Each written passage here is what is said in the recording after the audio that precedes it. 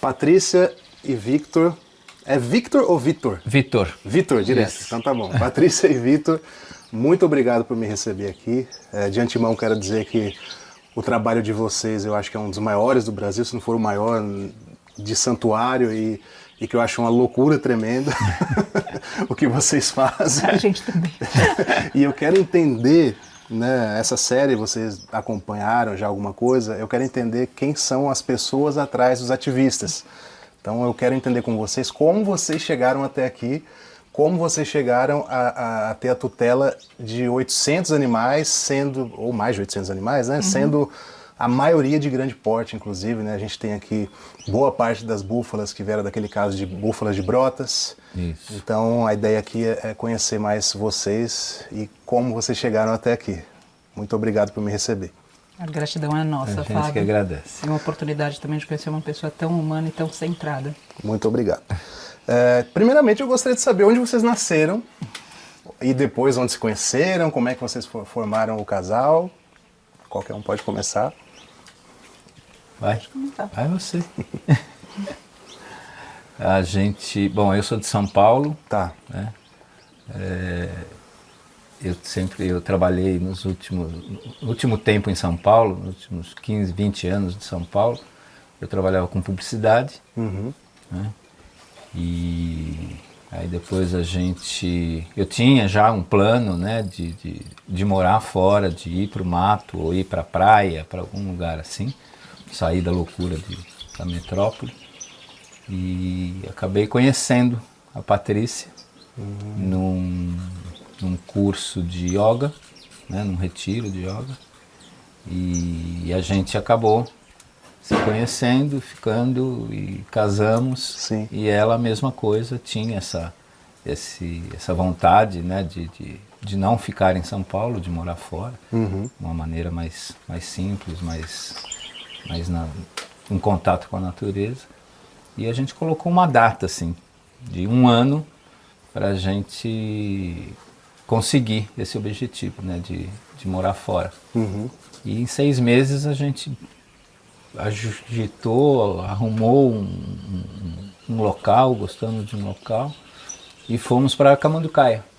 Tá. E ali tudo começou, gente. Então quando vocês foram para Camanducaia não era necessariamente um santuário de carne? Não. Tá. Não. A gente está falando de que ano, mais ou menos, assim, que vocês se conheceram e foram para Camanducaia em 6 meses? 2010.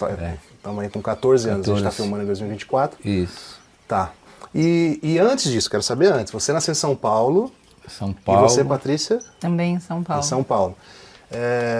E os seus pais, os pais de vocês, faziam o quê? De onde vem essa história? Já tinha alguma ligação com animais desde cedo? Porque eu sei que vocês não eram veganos de nascença. Não. Então a gente vai chegar nessa parte também. Sim. Como que era a vida de vocês na infância? O que os pais faziam? Se tinha alguma ligação com animais? Quer continuar? Vai. Bom, o meu pai era marinheiro, Olha. argentino. Minha mãe veio da roça, mas uma história de roça bem sofrida, então para ela é muito difícil entender essa felicidade, esse contentamento na simplicidade, que a simplicidade para ela, na verdade, é um espaço de escassez dentro da vivência que ela teve. E isso é muito comum, infelizmente, para várias pessoas que testemunharam essa zona rural sem esse encantamento que a gente tem pela natureza e pelos mestres animais. É como se a cidade fosse uma oportunidade maior e melhor. E ela, então, tem um pouco de dificuldade entendendo, outra vez, esse contentamento.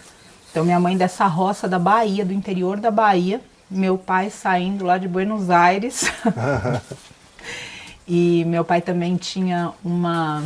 Pode ser que me emocione falando dele. Sem problema, vai no seu tempo.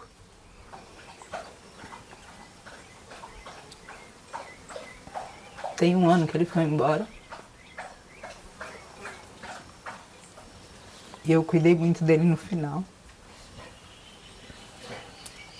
Enfim, ainda é muito vivo. E meu pai, ele foi e continua sendo um grande exemplo de retidão.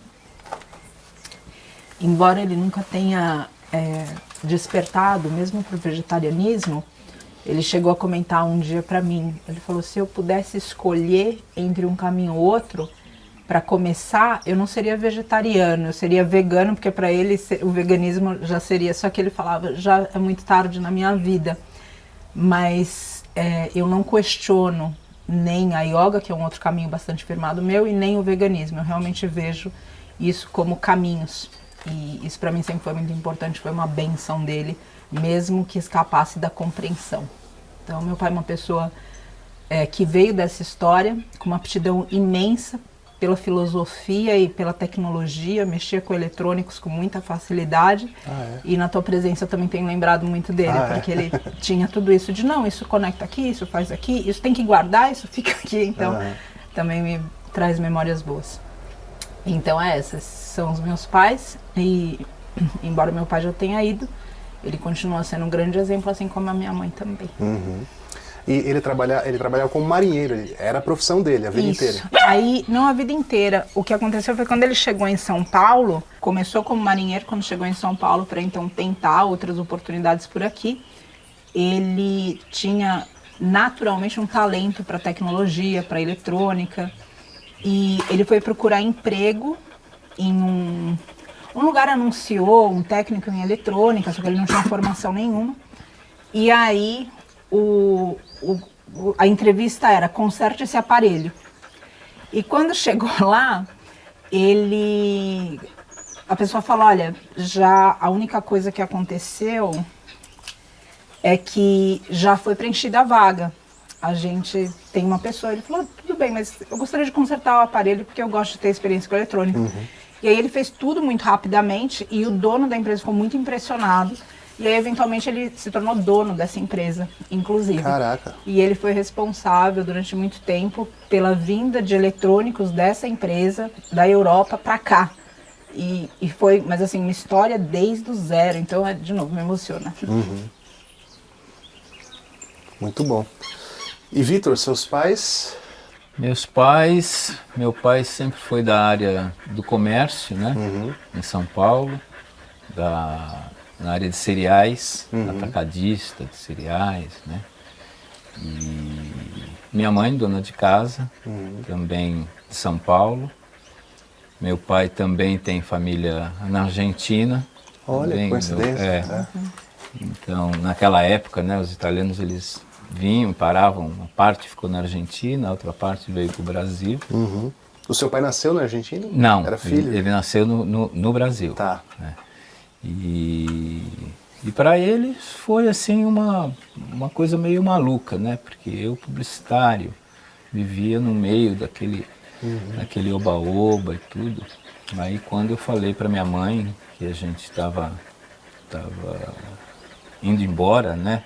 Indo para a roça, para ela foi assim um choque. E quando ela foi na nossa casa, né? Lá em Camanducaia, aí que ela ficou mais chocada ainda, porque era uma casinha muito simples, é uma casinha extremamente simples, casinha de caboclo mesmo, fogão a lenha, aquela coisa toda, aquele monte de aranha na parede, como aqui, e uma montanha, então ela tinha medo da montanha cair para cima da casa, ela não dormia, aquelas coisas de... Sim. Mas com o tempo todos foram aceitando de ver a vida que a gente estava levando, né? A vida bacana, com água da mina, respirando ar puro, enfim, uma vida completamente diferente da cidade, né? E hoje minha mãe já faleceu, meu pai ainda está aí, graças a Deus, e ele super aceita, ele apoia, né? Com alguns medos, né? Algumas coisas, mas... Sim. Mais tranquilo, não tem... E vocês, quando eram crianças, ambos cresceram em São Paulo, então, num ambiente urbano? Eu fiquei muito tempo, eu ficava entre Buenos Aires, que a família do meu pai era muito presente, e São Paulo. E meus pais também tinham um sítio. E eu ficava muito tempo também nesse sítio. Depois, adolescente, eu também ia sozinha para esse sítio. Então, meu pai sempre falava que para ele era marcante, desde bebê, que eu acordava e ficava silenciosa, sozinha, no berço, que era muito incomum. Depois, com as outras duas, ele percebeu isso mais ainda. E também essa preferência por estar isolada na natureza, retirada na natureza, sempre foi um traço. Então, eu ia embora de São Paulo, e aí quando a gente se conheceu, eu já tinha tomado a decisão, já estava fora de São Paulo, porque São Paulo é muito realmente diferente do que essa proposta de simplicidade e de água pura e de natureza e tudo isso. Já estava distante de lá e já tinha saído também de tecnologia, que foi minha formação primeira. Ah, qual a sua formação exata? Processamento de dados. Olha, Aí... isso é curioso, não esperava.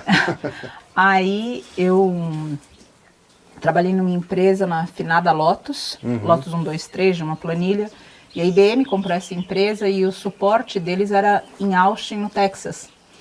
E por causa do meu pai, argentino, enfim, na época eu tinha espanhol, e fui convidada pela empresa, pela IBM, para fazer o suporte técnico da Lotus, recém-comprada, em Austin, no Texas. E aí morei, terminei vivendo 5 anos nos Estados Unidos, e com tecnologia, e depois passando para a WPP, para o grupo da WPP, também com propaganda e marketing, mas em tecnologia, né? Para a América Latina também. Então tive a oportunidade de viajar bastante na América Latina e no mundo também. Foi muito grato pela experiência. E ambos, vocês conheceram então há 14 anos? Isso mesmo. Né? Isso. Eu facilitava, eu já tinha saído da tecnologia, estava facilitando esse retiro de yoga.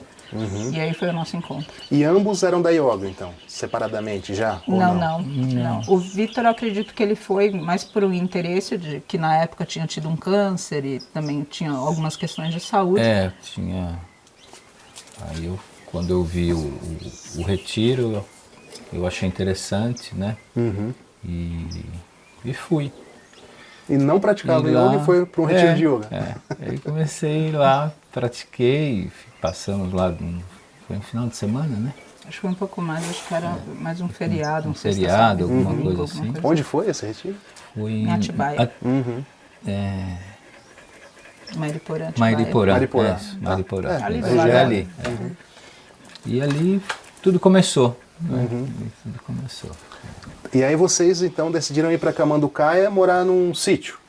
É isso? Na verdade, por causa desse histórico de saúde do Vitor, eu já tinha feito minha transição de carreira também, então eu já tinha, quando eu estava nos Estados Unidos, eu peguei o bug do milênio, que quem trabalha em tecnologia ficou bem desafiado naquela época. Anos 2000, né? Exatamente. E aí, naquele momento, eu lembro que eu fui pedir um aumento de salário para o meu chefe, e era uma empresa grande, ele me perguntou para que eu queria aquele aumento, porque eles tinham vários convênios, então dependendo do que eu quisesse, em vez de me dar o dinheiro, ele usaria do convênio da parceria com uma outra empresa do grupo.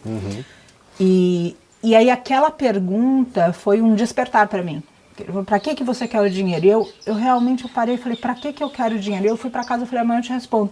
E no dia seguinte eu falei, eu peço a conta. E aí eu falei, não tem nada, ou seja, eu tô pedindo mais dinheiro para comprar o que eu não preciso, para viver uma vida que eu não gosto.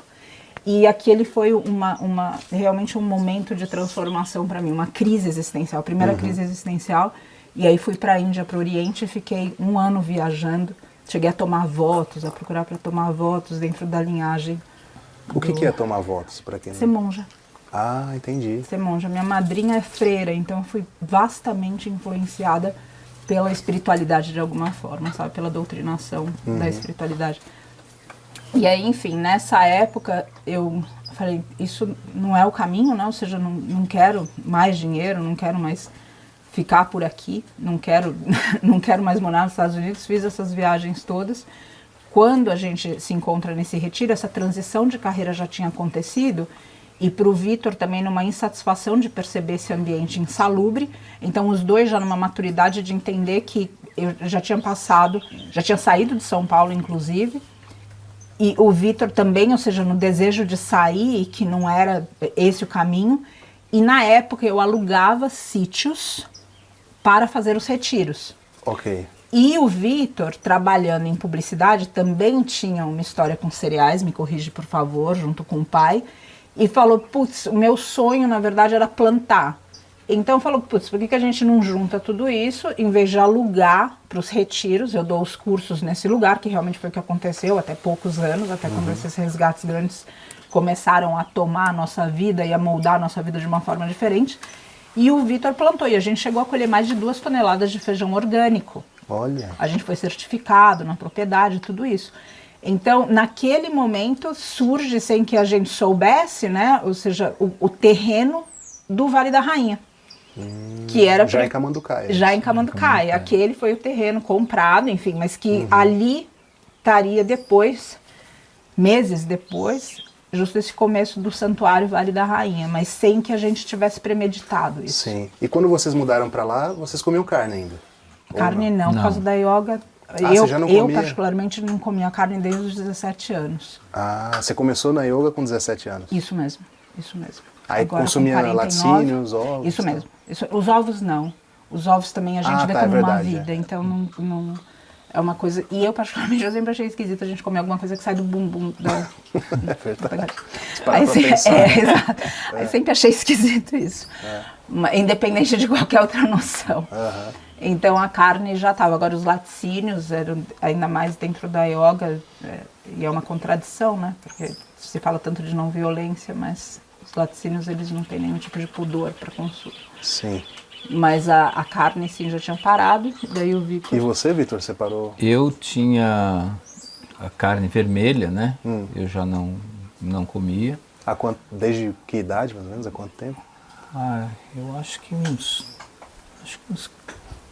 quase 20 anos que a gente está. E por que você parou a carne vermelha? A carne vermelha não me... Digestão, não foi nada assim ligado ao vegetarianismo, ao veganismo. Não, foi mais uma coisa que não me... Mas eu comia peixe, né? Comia camarão, frutos do mar, essas coisas, né? Sim. Aí quando a gente se uniu, aí eu já fiquei vegetariano e aí depois, não lembro quanto tempo, né? Que aí a gente entrou e então parou. vocês chegaram em Camanducaia, a Camanducaia já ovo-lacto-vegetariano, vamos dizer assim. Isso. Né, ali naquele começo. E aí algum tempo depois vocês decidiram se tornar veganos. Por quê, exatamente? Também foi uma história forte, assim. A gente é do Santo Daime também, e há quase 20 anos. Então não é uma aventura na medicina, e é um espaço também para colocar a seriedade dessa doutrina. E dentro de uma experiência, de uma cerimônia, o Vitor recebeu o nome do Vale da Rainha, ou seja, rainha sendo essa mãe natureza, essa Virgem da Conceição, eu acredito que seja melhor que ele explique e coloque. É isso mesmo. E eu vi, olhando a terra, bateu o vento na terra e os grãos da terra se moveram. E no que eles começaram a se mover, eu vi um semblante se formar.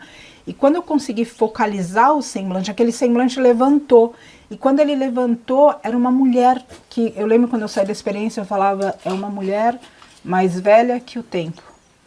E para mim era a própria representação dessa mãe natureza. E ela levantou e ela simplesmente falou para mim, cuida dos meus filhos. E eu entendi dentro dessa experiência extrasensorial que os filhos dela eram esses mestres animais. E por causa do caminho da yoga, eu sempre, e como comecei muito cedo no estudo e tinha a coisa do retiro, de ver a natureza, eu queria, era um sonho meu, de morar isolada num mosteiro, num convento e ter uma relação com o mestre. Então, quando todos eles apareceram nos resgates e com esse espaço que eles têm tão sagrado do amor incondicional, do perdão e da vontade de viver, Fábio, porque a gente como ser humano, a gente é muito covarde frente à vida, porque quando os desafios surgem, a gente quer se esconder debaixo da nossa cama e fechar as nossas portas para o mundo. E a gente vê o que os mestres animais passam e eles nunca, em nenhum momento, eles falam, não vale a pena viver. Muito pelo contrário, eles têm uma dignidade na relação com a vida, de não trair essa existência, que eu realmente vi que o meu desejo lá de infância começava a se tornar realidade, não aos pés dos mestres humanos, como ali atrás eu teria vislumbrado, mas de mestres que na verdade estavam com chifre, com cascos e com couro e com tudo isso, então com esses ensinamentos tão sagrados. Então dali, ou seja, surge essa experiência e no meio de todas essas cerimônias, eu também passo por uma específica que me marca muito, que eu visito corpo de fêmeas da indústria. E eu lembro de uma passagem de uma mestra vaca que ela estava jogada na ordenhadeira e ela mugia, só que eu não escutava ela mugindo, eu escutava ela falando, covardes, gritando, covardes, covardes, e aquilo me atravessou. É igual quando você tem um sonho, imagina isso, e o drama do sonho, ele é amplificado, né? Ou seja, a gente não tem tantos pudores no sonho quanto na vida real.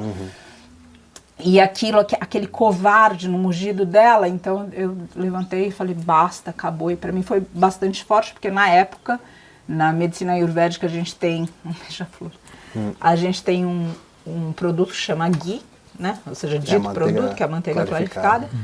E eu tinha todo o procedimento, a gente chegou a ter, eu não sei se você quer falar também sobre isso, mas eu tinha de mantrar, ou seja, em cima daquilo, e realmente não via mal nenhum naquilo, até que essa consciência se expandiu dessa forma. Chiquinho? Se ele bater aqui a câmera. Exato.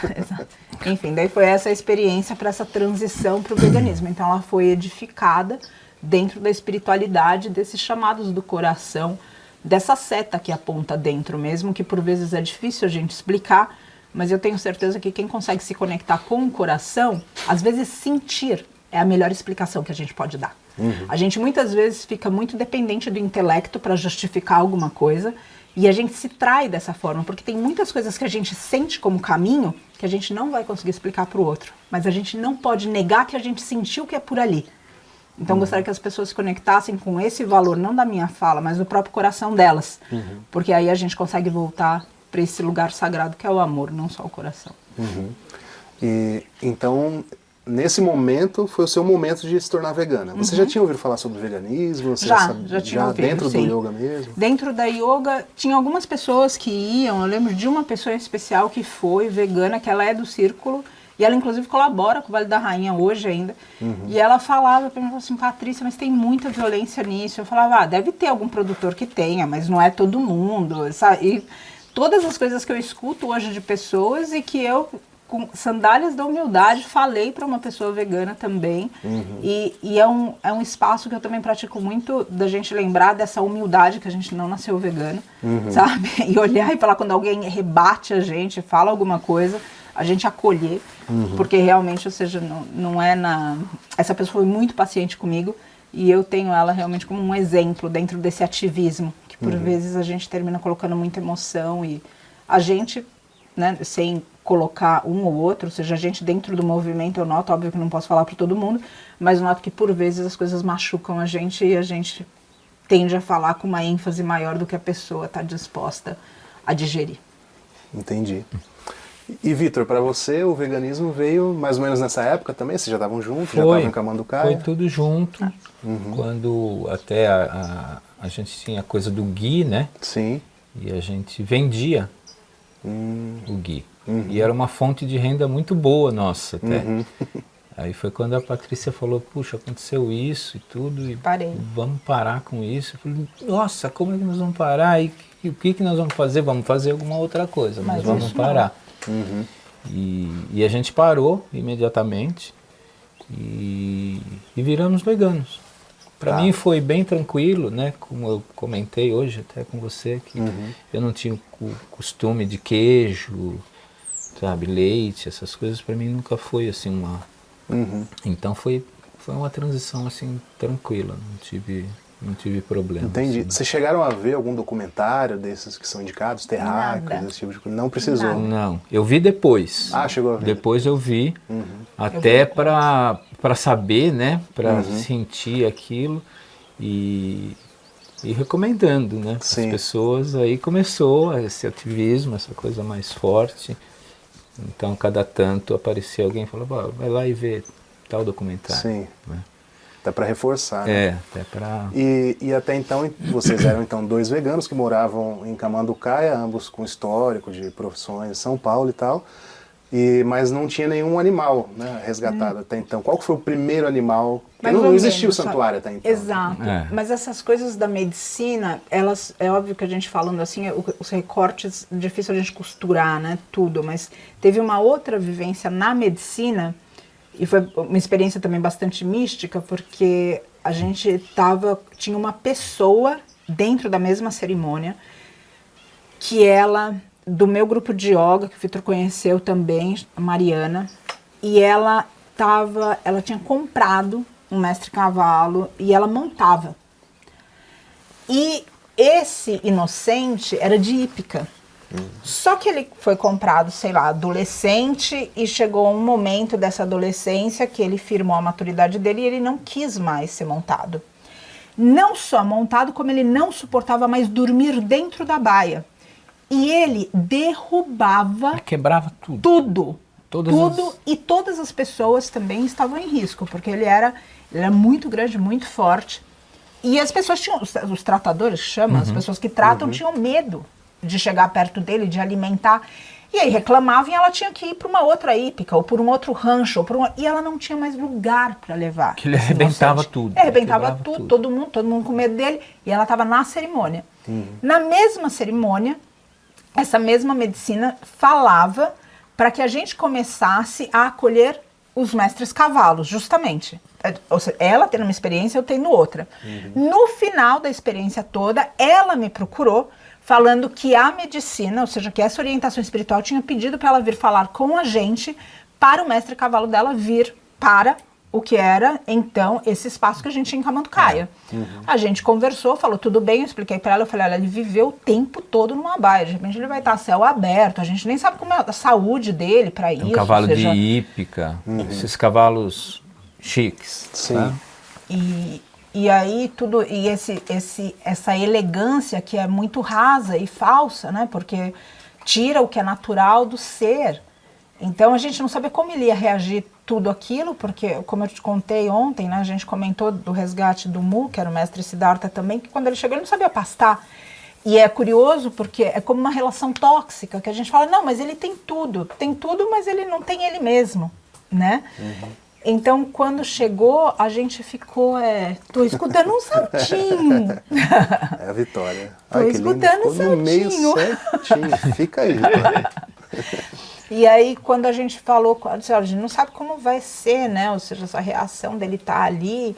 E também nessa mesma época, quando a gente mudou, ele mudou, enfim, foi para lá e tinha um mestre cavalo lá que era o Irineu, que quando a gente chegou, esse cavalo estava lá e o dono da propriedade deixou ele lá. E eu até então tinha tido contato só com os gatinhos, os cachorrinhos, e quando a gente chega ali, o que acontece é que esse cavalo, ele andava atrás de mim no pasto e ele pegava o meu cabelo e ficava horrorizado. Assim. Então, quando o Vendaval chegou, que foi o único que a gente não mudou o nome, quando O ele vendaval chegou... era esse da moça. Esse que... da Isso. moça. Quando ele chega, ele fica amigo desse Irineu, que já estava lá, e a partir daí uma tropa se constrói, um resgate por vez, onde chegou no número de 60 mestres cavalos em Camanducaia. Então era um santuário de cavalos. Ou não chama... Vocês nem chamavam de santuário até então ou já chamavam de Depois variedade? surgiu o Depois, nome santuário. Tá. No início não, né? Aí depois... Isso a gente tá falando de que ano, mais ou menos? Esses primeiros resgates? 2012, 2013. Tá. E aí vocês... Então, qual que foi a virada, assim... Porque antes desse caso, que deixou vocês mais em evidência, das búfalas de Brotas e tal, vocês já tinham uma história, então, de mais de 10 anos de trabalho já, Isso né? mesmo. E quando que veio o primeiro animal considerado de consumo? E como é que foi essa relação de vocês com ele? E se ele tá com vocês até hoje? Tá. É o É o Krishnamurti Krishnamurti. e o Inácio. Inácio a gente perdeu. Quer falar um pouco Pode deles? falar. Porque a minha memória não é tão forte igual a dela. Então. A gente foi em uma...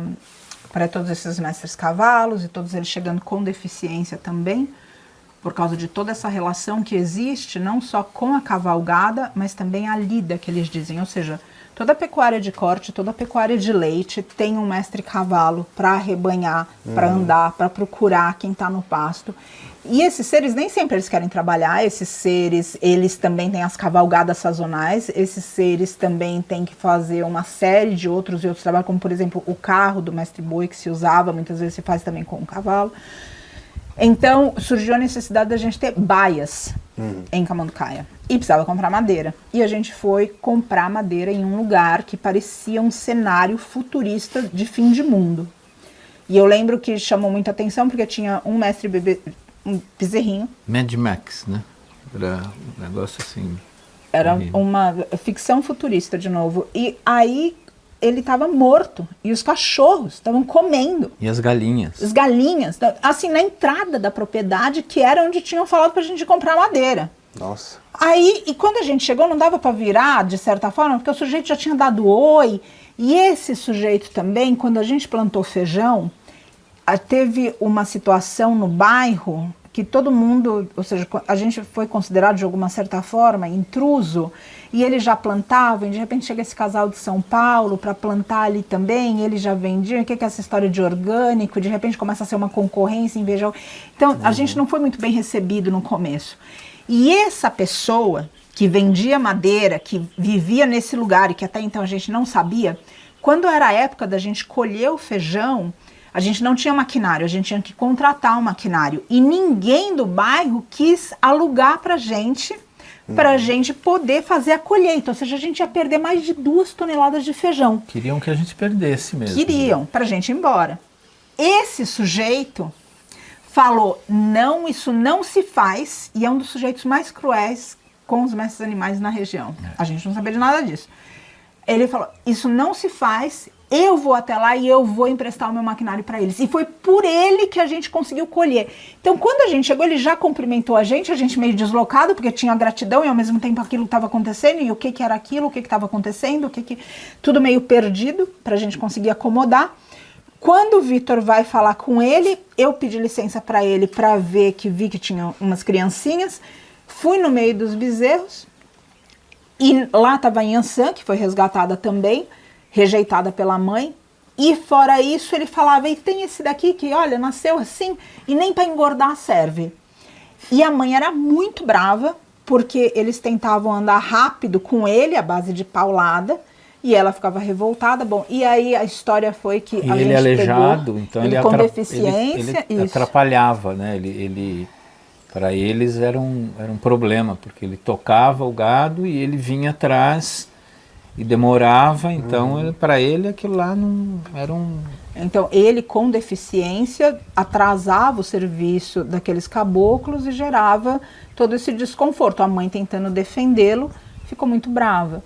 Então esses foram os primeiros que chegaram, e junto também tinha um que a mãe ficava do lado, parecia que a mãe estava velando o bebezinho, que era o Inacinho. Esse a gente perdeu por sequela neurológica, mas ele viveu bastante tempo também com a gente. E aí, Fábio, acontece também, você perguntou dos documentários, eu não assisti nenhum inteiro, confesso, mas vi recortes um de outro, mas eu acredito que a gente tenha vivido os documentários. E quando as pessoas entram em contato com o Vale da Rainha, é algo como, bom, essa é a vítima daqueles números que a gente fala, e são aqueles olhos e aquele ser que, passando por tudo aquilo, a gente por muito menos fica mal-humorado, briga, discute, não quer olhar na pessoa, perde a fé na humanidade, fala que não vale a pena se relacionar, e é aquele ser que está ali na frente, que passou tudo por aquilo, que é, ou seja, o protagonista dos documentários que a gente comentou, e ele está lá olhando para a pessoa e dizendo, então eu te amo, eu acredito em você, você pode mudar.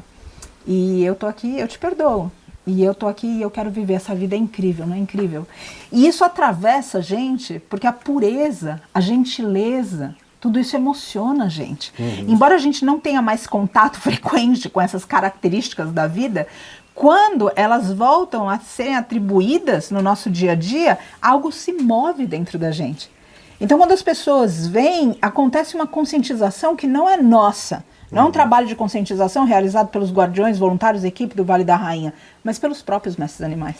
Porque a gente não precisa de voz para isso, voz na palavra, no idioma que a gente conhece, e sim de uma comunicação, como se comunica com a gente a natureza, como as águas se comunicam, como a gente se comunica por olhares. E tudo isso é muito mágico da gente perceber, ver, sentir. Então aí nascia o serviço de resgate. E também numa trajetória de tempo existiu uma outra experiência espiritual com uma mentora que trouxe a conscientização. E aí não sei o quanto você quer entrar nisso. Entendi. Não, com certeza teria assunto, vocês têm Exato. História para uma série gigante. Sim. É por isso que eu falei, veja para onde você quer levar. Mas avançando um pouco, então vamos lá, vocês tinham, até antes do caso das búfalas de Brotas, vocês tinham um santuário com quantos animais? 200, 300 animais? 200. Uns 60 cavalos e o resto bovinos, porcos tinha ou não? Tem, a gente tem. No outro... Camanducaia. Tem. Camanducaia. porco, cabrito, bode, Tá. cabra. E assim, a gente que acompanha santuários e tal sabe que é sempre uma luta financeira, né, para Constante. todos, mesmo com 200, 300 animais. Constante. Quando surgiu essa questão das búfalas de Brotas, vocês estavam acompanhando o caso de longe, pelas redes sociais? Vocês sabiam o que estava acontecendo lá? A gente foi, acho que o Vitor chegou no segundo ou no terceiro dia. Ah, vocês segundo- chegaram a ir lá, então, ajudar. Não, quando aconteceu, em 2021, Uhum. nós ficamos sabendo, aí teve a denúncia, e no outro dia eu fui para lá. Com o Diogo, esse amigo muito querido que também Isso. participou agora, A especialmente gente, nessa semana. e a gente foi para ajudar, né, no socorro, essa coisa toda. E ficamos lá, eu fiquei acho que 60 dias, né, um pouco mais. E aí a ONG ficou com A eles, ONG de lá, né? né? A ONG local. Isso. E a gente ia acompanhando direto, né? E em seguida já Sempre vieram em os bezerros, contato. né? Aí 3 meses depois vieram, não. Você começou em Não, novembro Isso. e em fevereiro vieram os bezerros. Isso. Então ele saiu de lá em janeiro, ficou 15 dias em Camanducaia e já veio para Cunha para esse novo resgate. Que Essa foi a um linha outro de tempo. caso Que muito foi- famoso com os bezerros de Cunha. Isso. Que é- Aí com os bezerros, acabou que a gente ficou com os bezerros. Uhum. Quantos? 360. Nossa, e já pouco. dobrou o número de animais do santuário. Sem dobrar a entrada. Sem Sem dobrar, dobrar a a entrada de entrada. recurso, isso é importante dizer. Aí nós arrumamos aqui em Cunha uma fazenda, um pedaço, né? Um pequeno pedaço de uma fazenda. E ali a gente ficou por um ano, acho que por um ano, cuidando deles, recuperando, e não tinha mais condição de ficar nesse lugar, porque eles estavam todos sendo alimentados com feno. Nós gastávamos 6.000 quilos por dia de alimentação. Uau. Fenocilagem. Silagem. Silagem. Eram 6.000 quilos por dia. Então eram valores assim absurdos, né? E é importante falar que o valor, né, além disso que o Vitor está colocando, peço licença para só colocar essa fala, amor, que tem também o maquinário. Não é simplesmente a gente falar do preço, Sim. do quilo, da tonelada da silagem, mas que precisava ter maquinário, precisa ter operador do maquinário, e precisa ter o transporte da carga, e precisa ter um lugar para guardar a carga. Então horror. isso tudo somava por mês 70 mil reais, só para a gente ter uma noção de valores. Sim. Fora Só- o aluguel da só fazenda. a alimentação deles. E fora uma folha de pagamento, além do que a gente tinha para lá e todos os gastos, veterinário, ou seja, e de tudo que a remédios, gente farmácia, tem, né? tudo isso. E até a coisa de remédio era um absurdo, porque você imagina você pegar 350 e poucos animais e a sua maioria com problema. 80%, sabe? E deixa eu fazer uma pergunta meio chata para vocês, mas vocês já tinham um santuário com 300 e poucos animais e veio esse caso de Cunha. Por que vocês aceitaram esse desafio? Óbvio que não é por lógica. É bom colocar. Se parar para pensar, não faz sentido. Exato, não faz sentido, exatamente. E aí a resposta que eu dou, quero escutar do Vitor, é o coração. É esse mesmo lugar. Ou seja, por lógica, ninguém vai entrar em algo que simplesmente olhe e diga assim, não, mas qual é o sentido disso? Você precisa acreditar em alguma coisa maior. Você precisa estar conectado ao teu coração para falar sim para algo que vai te trazer problema. Para algo que você vai ter que recorrer a recursos que hoje a gente, na época, e hoje, se a gente olha os desafios que a gente tem, a gente também não vê no horizonte. Só que aquilo, de alguma forma, obriga a gente a pensar diferente. E algo que eu vejo para dentro do movimento, Fábio, é também a gente se unir. Porque, tudo bem, se a gente trabalhar independentemente, cada um vai resgatar os seus 20, os seus 30, os seus 100, e a gente segue. Agora, quando a gente quer fazer diferença, inclusive para abrir caminhos no judiciário, a gente vai precisar de uma maturidade maior, e essa maturidade exige que a gente conviva através das nossas diferenças para benefício dos seres. Então eu vejo muito propósito. Então a resposta não está numa lógica, e sim um chamado do coração, onde a gente se conecta com um propósito maior que auxilia os seres. Agora, se a gente quiser viver só dentro da nossa zona de conforto e só para eu, mim, meu, talvez a gente se arrependa no fim da jornada. Entendi. E você, colocar, Vitor, por favor? qual foi sua impressão quando veio esse convite, esse pedido de ali- resgate do dobro de animais que vocês já tinham? Nós estávamos já aqui há um bom período e existia um grupo, né, que queria tirar. E a prefeitura pressionando para tirar desse recinto, né, os animais. E um grupo já estava pronto para levar, para colocar eles em caminhões e levar embora. Foi quando os Pra onde veterinários... Tinha algumas pessoas que iam dividir, que iam fazer alguma... Eu não sei bem para onde eles iriam. Mas santuários ou não? E tinha um santuário envolvido. Tá. E aí os veterinários que estavam trabalhando ali falaram, puxa, esses animais não podem entrar dentro de um caminhão. Porque a hora que parar vai ser uma carnificina, porque eles vão se pisotear, eles vão se matar, porque eles estavam muito fracos. Né? E foi quando eles falaram com o promotor, explicando essa situação para o promotor, que o promotor não sabia que isso poderia vir, né, a virar uma tragédia ainda maior.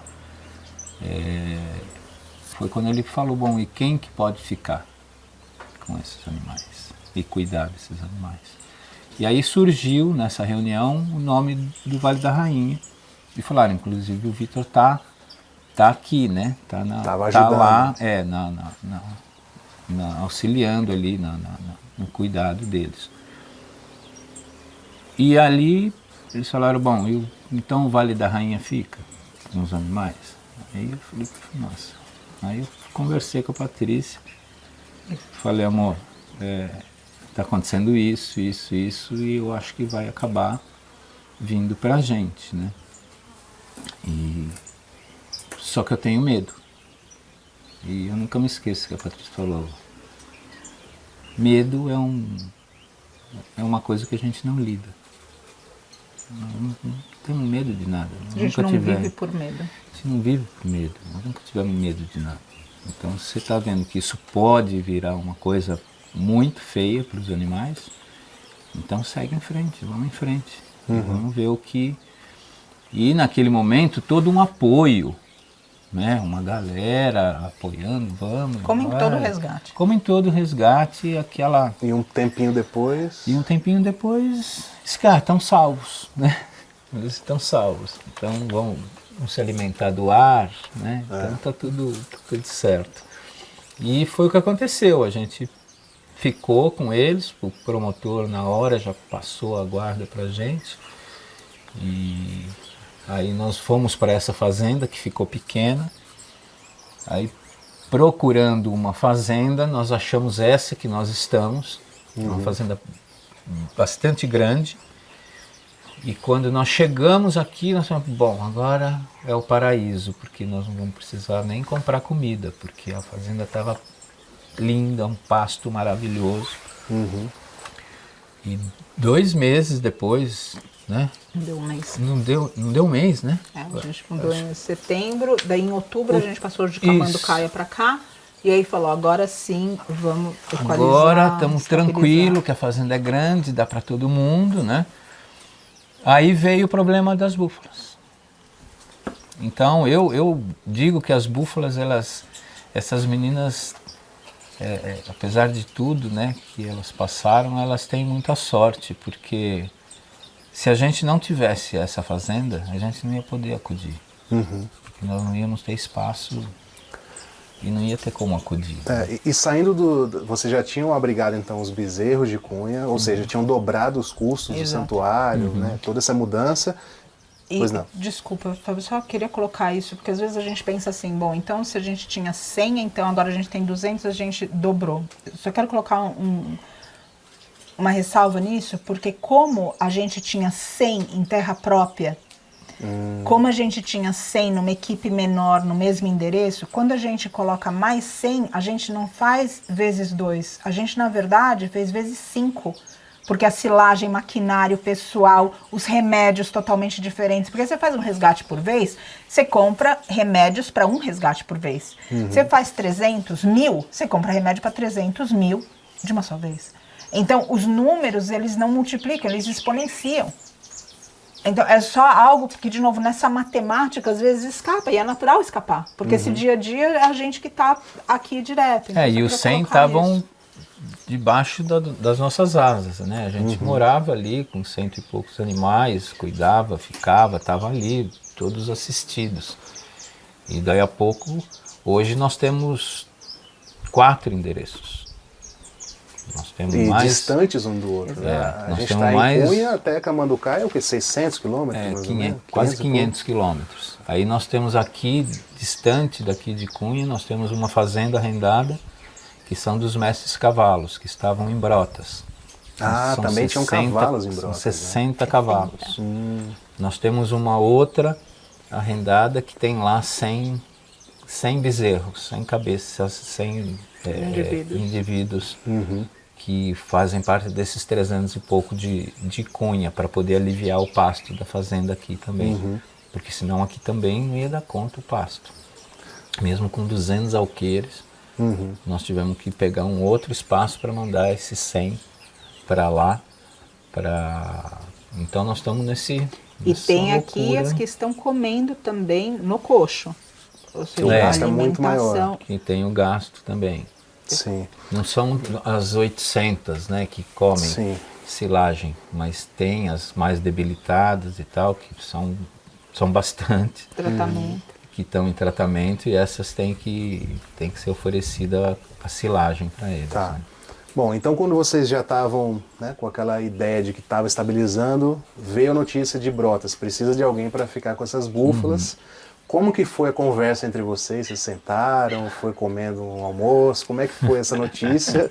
E como é que foi a decisão de abrigar mais... Quantas vieram? 600? 400? 500 e tanto? 575, né? 575. É praticamente uma outra operação do tamanho maior, né? Porque são Maior. animais mais complexos. Exatamente. Como que foi essa conversa? Essa curiosidade que eu tenho.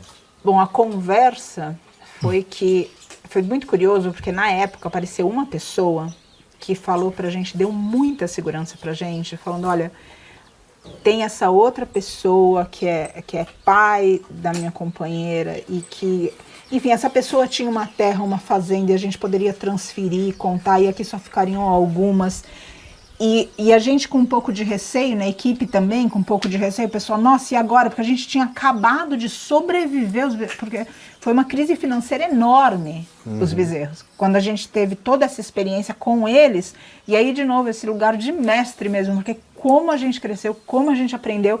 E aí finalmente eu falo, e agora? E essa pessoa deu muita segurança, e a partir da hora que a gente assinou, essa pessoa desapareceu. Não se preocupe, Nunca nós temos fazendas, mais. ele tem E fazendas. uma pessoa do círculo, então a gente estava super à vontade, Pessoa tranquilo, mas enfim. que coisa. próxima. Né? Sim, mas enfim, é só um recorte para falar, porque ao mesmo tempo eu vejo assim, a mão do divino, porque se não tivesse essa segurança, talvez a gente não tivesse falado, porque essa pessoa tinha a nossa confiança. Não era uma pessoa, alguém que chegou, então tinha a nossa segurança, a gente falou, não, é difícil, eu ainda falei pro Vitor, a gente não vai ficar com todas na fazenda, a gente precisa passar, não sei o quê. E daqui a pouco não tinha mais ninguém, a gente tá nadando, não tem remo, a gente tá nadando. Aí quando a gente remando falou, a com pessoa mão. falou, não foi isso que eu quis dizer. Aí, Enfim, e vamos. E daí a gente precisa aqui louvar as pessoas do círculo mesmo, ou seja, tem um círculo muito bonito de pessoas incríveis que estão perto do Vale da Rainha, e você é uma dessas pessoas, Fábio, porque você veio. Quantos quilômetros você também não veio aqui para passar um final de semana em austeridade, num ambiente rústico, sem nenhum tipo de luxo, numa simplicidade absurda. Imagina. Então, de verdade. Para mim tá uma delícia, é uma oportunidade, na verdade. E eu vou embora daqui a pouco. Vocês ficam com a Esse é que é o negócio, né? Mas o fato de você ter vindo, porque dentro desse processo todo de amadurecimento, a gente também se despiu de ilusões que a gente tinha a respeito do próprio ser humano. Porque, infelizmente, a gente, aonde esbarra em desconforto, a gente pensa em duas vezes. A gente fala, peraí, eu quero o bem. Mas peraí, o bem significa que eu vou perder alguma coisa que eu gosto? Então, peraí, não sei, não tenho certeza que eu quero esse bem. Então, ver pessoas que realmente, como você e outras pessoas que a gente tem no círculo, que são abnegadas, que a despeito do desconforto pessoal, estão a serviço, é uma grande fonte de inspiração. Então, ao mesmo tempo que a gente teve essa experiência, que também num cenário maior, foi a mão do divino, porque senão a gente não teria esse peito aberto de falar, vamos.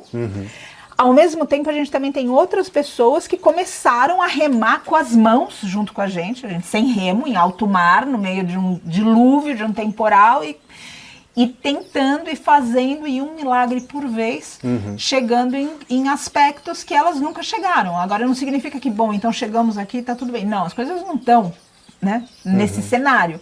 Mas a gente ainda consegue ver esperança se a gente se olha nos olhos e ver se a gente continuar junto, unido e ligado a propósito, não a lógica, de novo, a lógica não. Usar a lógica para o propósito. Sim. É diferente. Então a gente vê que existe um futuro promissor para eles e para cada mestre animal. Né? Eu tenho a impressão que se vier um contador aqui, ele sai louco, né? Porque a conta não vai fechar nunca. Nunca. Agora falando então de uma forma bem pragmática, vocês estão com quantos animais nas 4 operações? Uma média? 800. 800 mais ou menos, contando as búfalas e tal, porque uma parte foi para outro santuário. Uhum. Vocês têm uma despesa, a gente estava falando disso, uma despesa astronômica, a gente está falando de aproximadamente quanto por mês? Aproximadamente R$140 mil por mês. A gente estava R$100 mil sem os contratos atuais de prestadores de serviço. E a gente também não tinha contabilizado na outra despesa fixa a farmácia, porque a farmácia ela também flutua muito. Então a gente falou, vamos deixar isso de lado, e daí na nossa conversa a gente tirando uma média, colocando os contratos novos, a gente passa de 100 para 137, isso fixo. Sem contar, por exemplo, a eventualidade que teve agora, então precisa pagar os caminhões, o transporte. Então isso já vai aumentando. E como a gente está falando de muitos, né? Nós tivemos uma despesa grande, né? Que precisou da máquina, da retroescavadeira. Nós gastamos R$10 mil para arrumar o acesso à fazenda. A fazenda, porque não tinha como entregar comida na fazenda. Porque não tinha como chegar a comida. Então daí o funcionário começa a falar, eu não vou trabalhar para vocês que eu não consigo chegar. Os veterinários Os veterinários, entrega de comida, Vamos falar um pouco caminhão. desse custo, assim, para a pessoa que está lá do outro lado entender. Então a gente tem aí o aluguel da fazenda, que no ambiente rural se chama arrendamento da fazenda. Das 4 operações, a gente está falando de quanto? A gente está falando, uma é terra própria. Que é de Camanducaia. Exatamente. Sim. O que a gente tem de contrato é R$40 mil, o montante R$40 mil e 200. Esse é o montante que a gente tem de arrendamento e aluguel. Tá. Fora isso, a gente tem de agropecuária em Camanducaia R$20 mil. Aqui de silagem... O que é agropecuária? Ração, remédio, ferno, a gente tem isso. Tá. Ali em Camanducaia. Aqui a gente tem isso é por mês, né? Por mês. Para as pessoas irem entendendo. Ai, meu Deus do céu, tô escutando um saltinho. Um saltinho, Davi. Aqui a gente tem agropecuária e tem também a silagem. E a gente não compra, o remédio que a gente compra na agropecuária é alguma coisa emergencial que, faltou, porque por alguma razão acabou. Geralmente a gente compra no distribuidor. E mesmo assim a gente tem valores astronômicos que às vezes passam de R$10 mil. Então na média a gente calculou 7 por mês para ter uma ideia.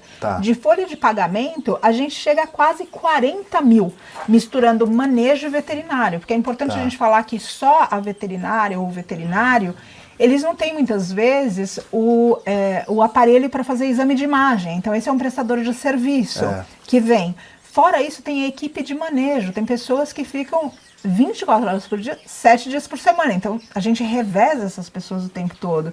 E somando tudo isso de novo, a gente está girando em torno de R$140 mil. Nossa. E hoje a gente tem de apoio 558 apoiadores doando R$100. Tá. Então, inclusive, vamos falar dessa campanha. A gente está... vocês estão nessa campanha de apoio mensal, que é o que precisa, é uma recorrência das pessoas que se identificam com o trabalho, né? E, assim, para começar, para ter algum sossego, seriam 1.000 pessoas doando R$100 por mês de uma forma comprometida, recorrente. Exato. E já tem 558 pessoas. 558 pessoas. 559 então comigo agora, porque por algum motivo eu não era doador mensal, não sei porquê. Eu acho que muita gente que está assistindo também, eu conheço o Vale da Rainha, é um trabalho legal, mas eu não participo. Não participo. Então acho que é um convite também, né, pra gente fazer para as pessoas agora participarem dessa bucha, aliviar um pouquinho o lado de vocês, né, fazer esse compromisso de colocar R$100 por mês e faz uma mega diferença, né, porque muito mais do que 1.000 pessoas veem os conteúdos, assistem, e eu acho que quem puder colaborar, É lógico que a doação esporádica, quem não puder fazer o recorrente também é importante. Sim. Claro. Mas quem puder fazer o recorrente, eu acho que é o mais importante. É, porque aí nos dá um norte, né? Você sabe que você tem aquilo e você consegue trabalhar melhor essas contas, né? Então você pode provisionar melhor as contas. Quando chegar nos 1.000, ainda assim vai faltar quase 40 mil mensais. Exatamente. Mas aí tem outros apoios que acabam entrando e tal. O esporádico, a gente contar com o imprevisível, mas ou seja, já é com o imprevisível, porque ou seja, a gente não sabe se as pessoas vão continuar doando no esporádico, né? Porque são pessoas diferentes que vão fazendo isso. Mas a gente ter algum tipo de certeza é algo que... Porque tem a contribuição para eles e tem uma sublime que é para nós, pela nossa saúde mental. Porque ter uma responsabilidade dessa, inclusive frente ao judiciário, sem qualquer garantia, é algo que realmente pode, a longo prazo, colocar, por consequência, esses mestres animais em risco. E a pessoa que está assistindo agora, que ela fala, não, eu posso, eu tenho R$100 por mês para colaborar, então no Instagram do Vale da Rainha tem um link. Tem o número também de apoiadores, que vai ser atualizado semanalmente. Exato. Para ir acompanhando quando é que vai chegar nesses 1.000, né? Exato. E tem um link lá para o apoio mensal, a pessoa clica, coloca o cartão de crédito, ou do jeito que quiser. Isso. O programa, né? O Pix. Tá. Não sei como. Lá ela consegue fazer isso. Tem toda Tá. E tem alguma recompensa, parece que as pessoas recebem, também um acesso a um portal, não tem uma história dessa? A pessoa ela pode ter, ela recebe as informações de uma forma mais rápida e mais elaborada também, se ela quiser fazer parte do grupo de WhatsApp. E do contrário, também a gente tem uma pessoa na equipe que envia essas... Então, por exemplo, o resgate, tem um acompanhamento que a pessoa consegue ter mais informação. Ela também ganha acesso gratuito a toda a parte filosófica, todas as aulas que são dadas de filosofia, meditação e yoga. E também tem gratuitamente, por tempo indeterminado, acesso ao portal na parte de transição ao veganismo. Que colaboradores deixam conteúdos diferentes ali para também amparar, essa transição que a gente quer. E é importante colocar também um outro ponto aqui, Fábio, peço licença na questão das contribuições, pois não. Que de repente pode ter gente que pode dizer assim, putz, eu queria, mas eu não tenho R$100.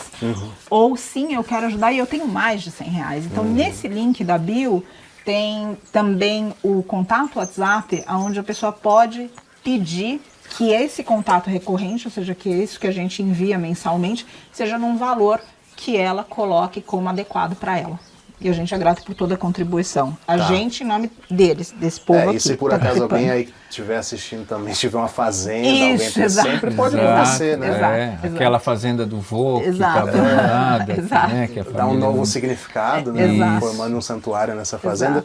Porque aqui onde a gente está, vocês, além de toda a dificuldade que tem de manter os animais, tiveram outros problemas aqui, né? Exato. Um é que vocês têm que sair daqui a menos de um ano, por conta do pedido do dono da terra. E também que a topografia não é adequada, a gente teve um acidente com água aqui. Então a fazenda, ela enche de água, ela inunda. Ela inunda. Então não são 200 alqueires quando está chovendo muito, reduz demais. Entendi. E isso também trouxe um problema para a gente na questão dos valores.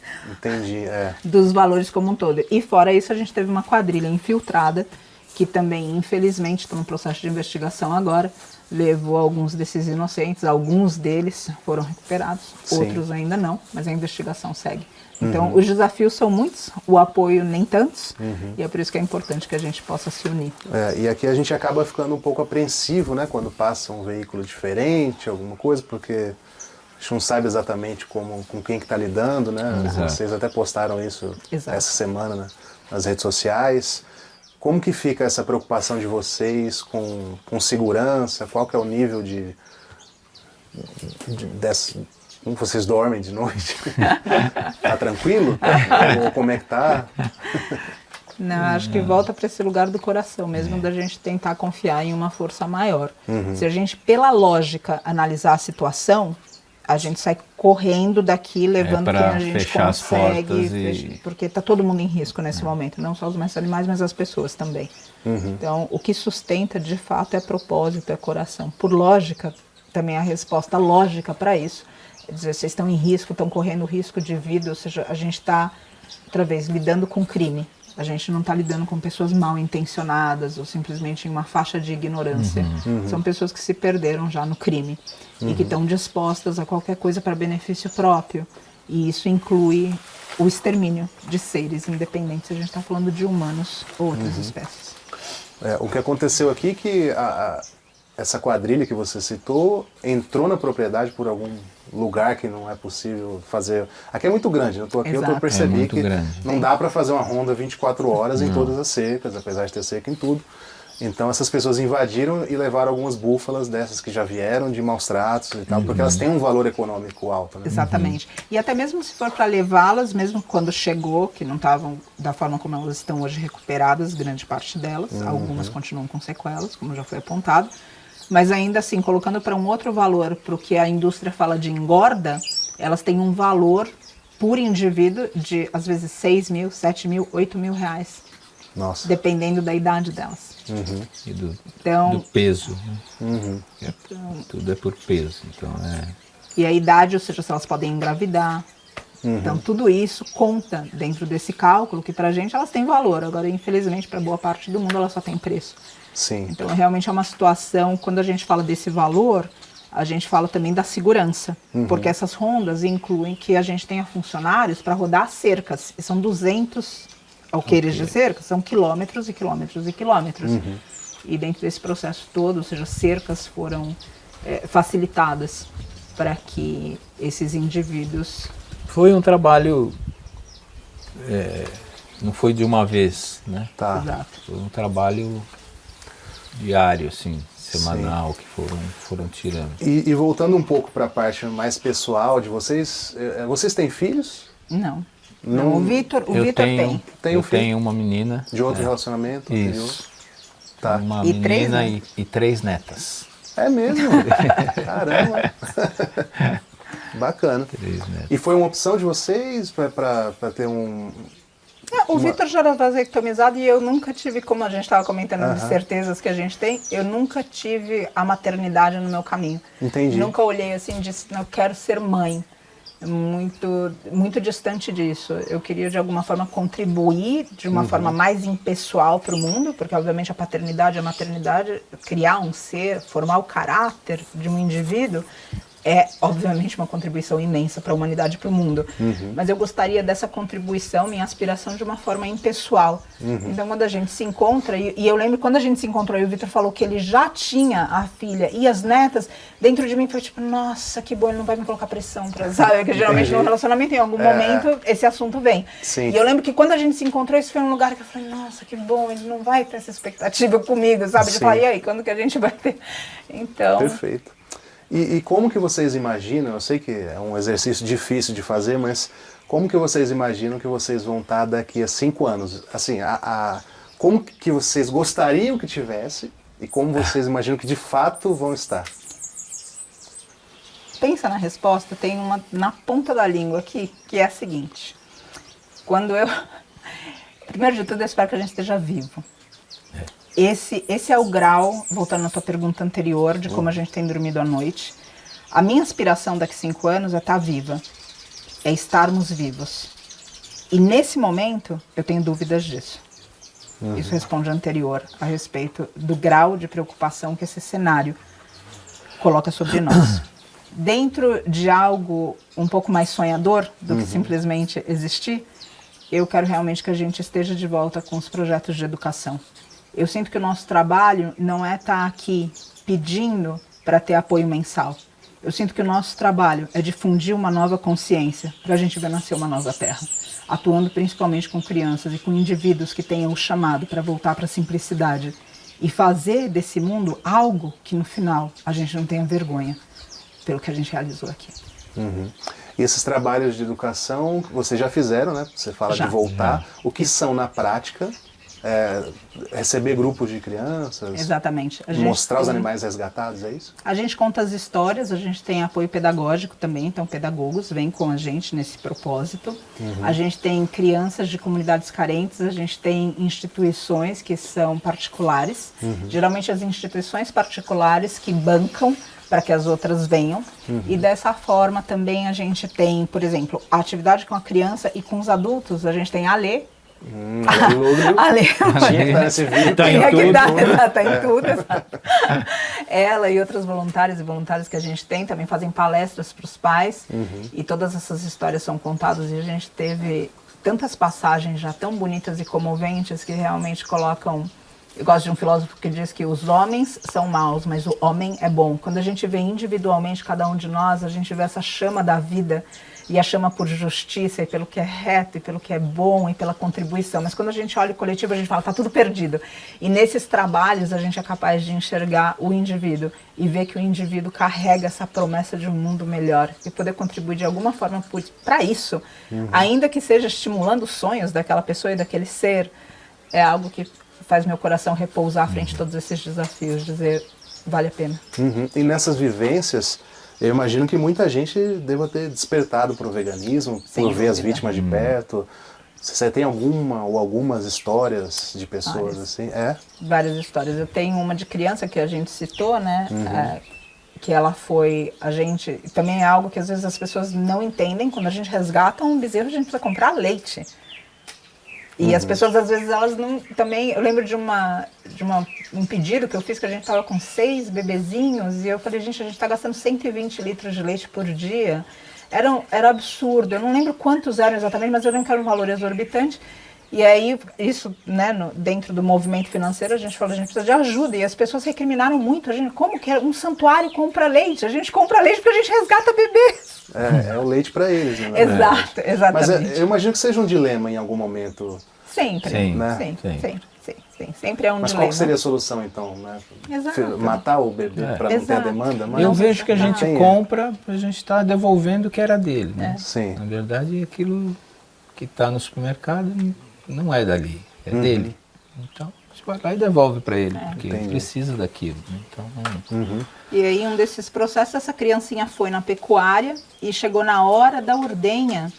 Era neta de uma colaboradora e ela veganizou imediatamente, que ela tinha um irmão recém-nascido. E ela conseguiu entender que a vaca era a mãe e os irmãozinhos que estavam sem leite, era como se alguém levasse o irmão. E ela fez tudo isso na cabeça dela e ela veganizou com 4 anos, 5 anos. Uau. Veganizou e é uma ativista mirim. Então, E a mãe uma era das vegana histórias. já? A mãe não, a avó sim. a avó. E a mãe é avó vegana hoje em dia? Não. Só a Mas criança de 4 anos. Só a criança, criança mas é. Puxa. dentro da casa ela veganizou a casa, porque daí a criança ela não tem tantos pudores quanto a gente, ela fala de uma forma também diferente do que o adulto, então ela acaba doutrinando para que na casa o consumo seja extremamente reduzido. Né? Pra E ela essa criança viu- ela tá perto de vocês ainda? continua, A família no continua, geral, né? continua, Ela continua. viu a irmãzinha dela, né, É. perdendo o leite da mãe, É. né, separando ela. É. Então ela ligou tudo, assim, tudo. Uau, foi Para um criança negócio- parece que é mais fácil de entender. É. É. Um negócio muito maluco, assim. Ô Vitor, e você já pensou como que você acha que vai estar daqui a 5 anos e como você gostaria de estar? Eu acho que o maior desejo é esse mesmo, né? É de a gente sair dessa situação vivo ou inteiro, né? E a gente poder negociar uma terra própria, né?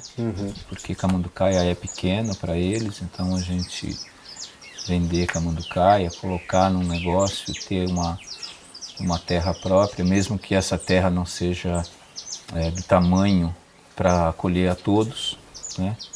Que a gente tenha que ter próximo um arrendamento, Mas não 40 mil né? reais. Mas não 40 mil reais Sim. Duas equipes. de arrendamento, e dentro dessa terra a gente poder fazer aquilo que a gente sempre fez, são as vivências, a conscientização, as crianças, que a gente gostava muito de acolher, fazer esse trabalho de palestrantes, de ir no local, convidar as pessoas e gerar renda. Né? Além da conscientização. Além de tudo isso, Sim. gerar renda e conseguir andar com as próprias pernas. Né? Correto. Isso é o grande ter, de repente, alguns chalés para hospedar as pessoas, né? Não uma pousada, né? Não uma pousada, mas oferecer isso dentro das pessoas que vão para a vivência, para você, por exemplo. Eu vou com a minha família, vou passar um final de semana, ótimo, tem aqui um chalé. E já pode ajudar também. Ajuda. Uma hospedagem para voluntariado. Para voluntariado, aí uma série de coisas, né, que a gente pode desenvolver, porque numa terra arrendada não tem como você colocar chalés, colocar tudo, que daí a pouco é um dinheiro perdido. Né? O arrendamento já é um dinheiro perdido, mas foi uma coisa que salvou vidas. Né? E se você falar, puxa, 40 mil reais de arrendamento, agora você imagina se você tem um lugar que você tem o espaço, mas você tem que tratar, e você tem que dar a comida para esses 1.000, sabe? É uma conta. Você tem uma noção de quanto seria se tivesse que tratar eles sem pasto?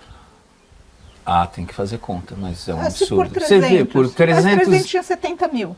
300 eram 70 mil. Nossa, fica muito mais caro do que arrendar. Muito mais. Tanto é que hoje a gente tem mais animais na nossa guarda e o valor proporcional menor. Porque está na terra, está no pasto.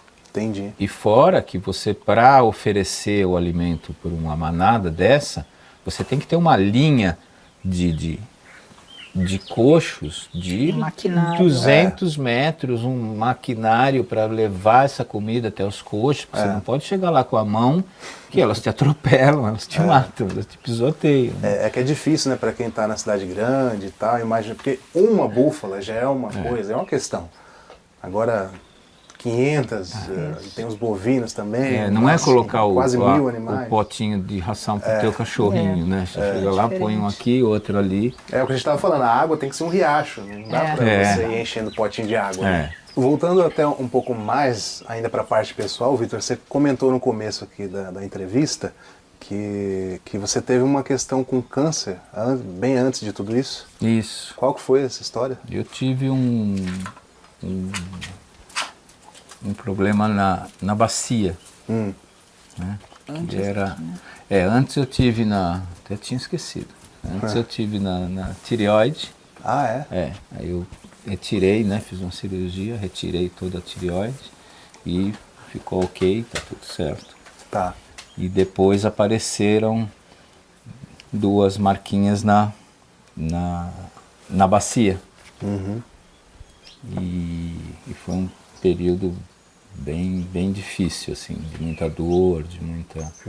E procuramos tudo que é médico. E aí a gente resolveu abandonar essa coisa da medicina tradicional. E eu fui para um tratamento alternativo. E aí fui para o Peru, fiquei um período lá, com os índios, com ayahuasca, com tirixananga, a medicina da floresta. Né? E fiz um preparo aqui primeiro, comecei um preparo por aqui, depois fui para lá. E quando eu voltei curado. Voltei curado. Que bom. Isso faz quantos anos? Foi antes de conhecer a Patrícia? Foi 12. Logo que a gente casou. Logo que a gente casou. Logo depois. Logo que a gente casou. Logo que a gente casou. E você fez exames depois e tudo? Tá tranquilo? Fiz. Até o último exame eu estava com algumas dores na coluna e tal, aí fizemos a tomografia e na tomografia, quando eu vi, eu falei, putz, que dava para ver certinho, né, ali, a marca. E o médico olhou tudo, falou, você tem que fazer yoga, você tem que fazer exercício para a coluna, parará. E não falou nada daquele pontinho. Né? Eu falei, mas, doutor, tem esse pontinho aí. Ele olhou e falou, não, isso aqui é uma cicatriz. Ai, que bom. Ele falou, isso não tem mais nada, você não tem absolutamente nada. Então,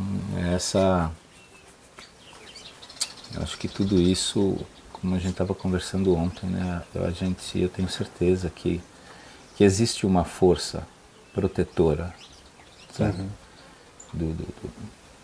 Dos meus orixás, de todo astral, e uma força muito grande desses animais.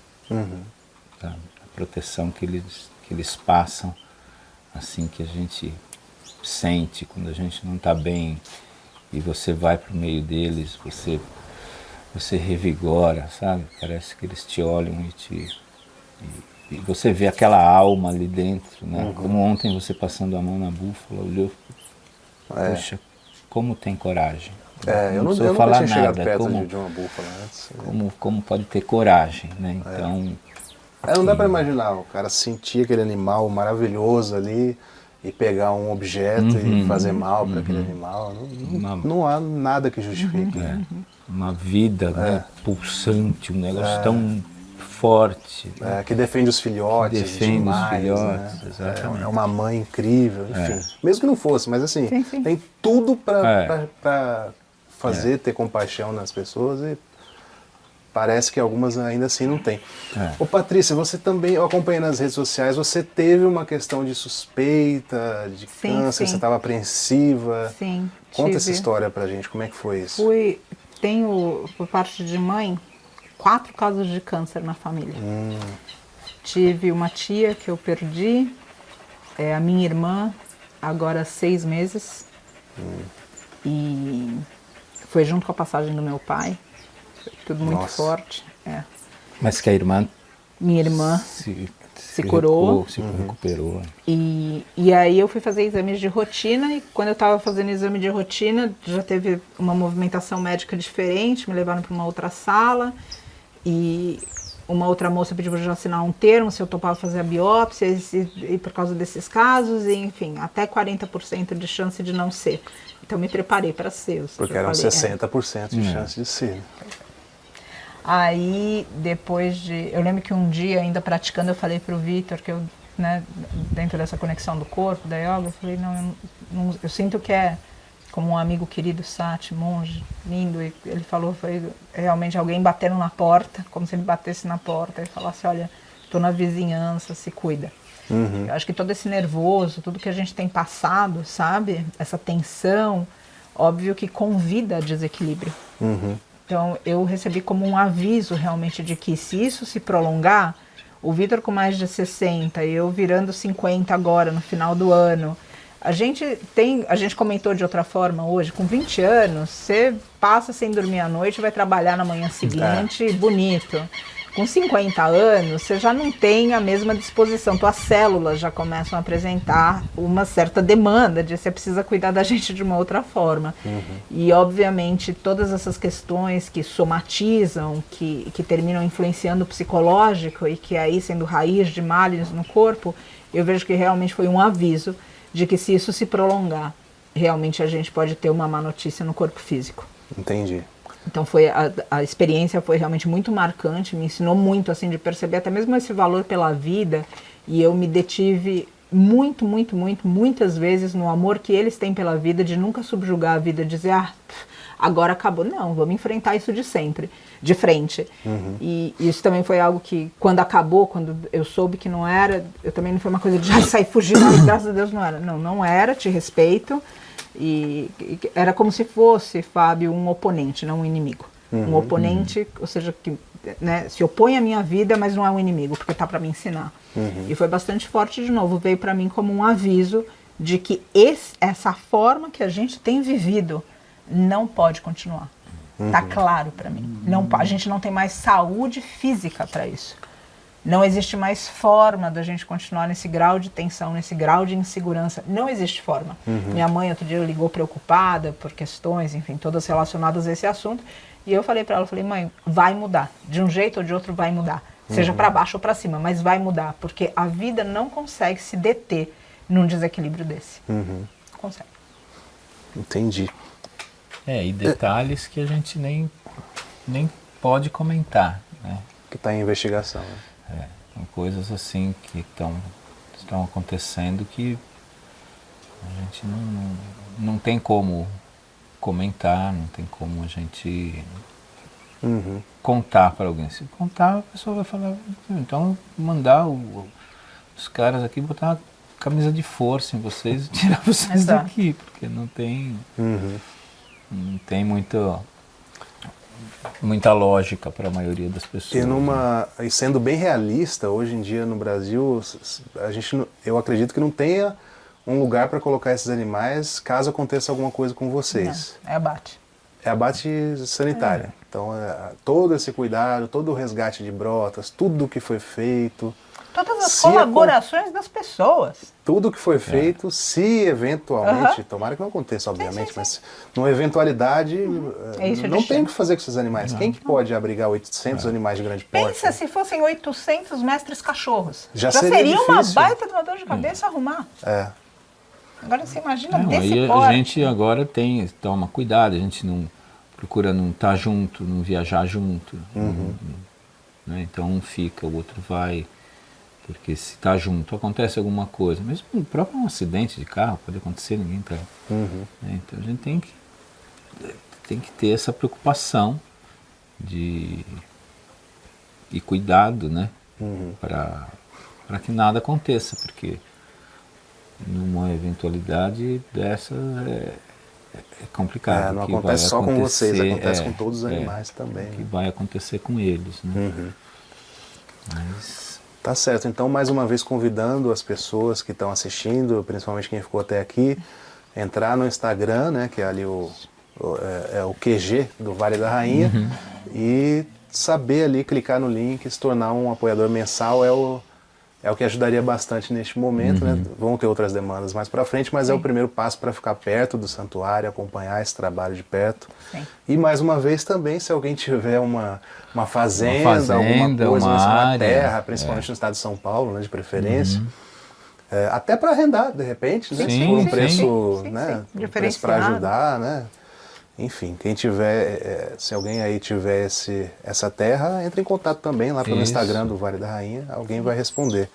Patrícia e Vitor, meus parabéns pelo serviço de vocês.